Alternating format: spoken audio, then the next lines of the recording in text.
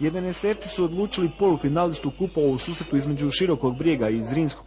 Danas su nogometaši Širokog na stadionu Pecara uspjeli anulirati prednost Mostaraca iz prvog susreta od 1:0. Pogodak je viđen u 53. minuti. Pogriješio je Pezo, a Wagneru poslije obubala, koji je pogodio lijevi ugao Mitrovićevog gola.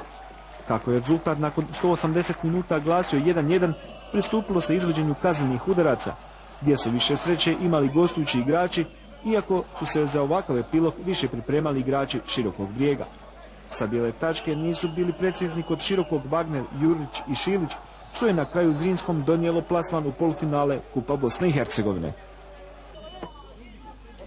U revanš meču četvrtfinala Kupa Bosne i Hercegovine Leotar je u Tepnju savladao ekipu Slobode rezultatom 1:0, ali zbog poraza od 6:1 u prvom meču neće nastaviti takmičenje.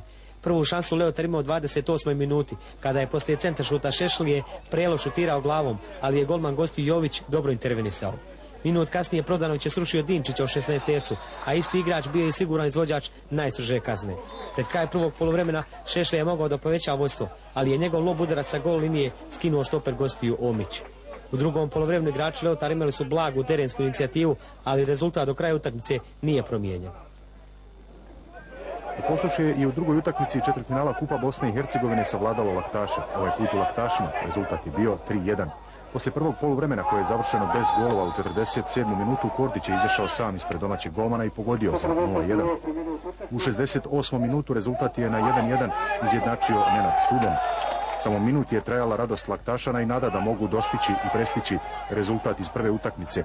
Tada je Krsmanović prošao po desnoj strani i sam završio akciju za novo vođstvo gostiju. U 75. minutu Krsmanovića je oborio domaći golman Starčević i sudija Siniša Zrnić pokazao na bijelu tačku. Siguran je bio Ivanković i postavio konačnih 3:1. Posuše ide zasluženo u polufinale Kupa BiH.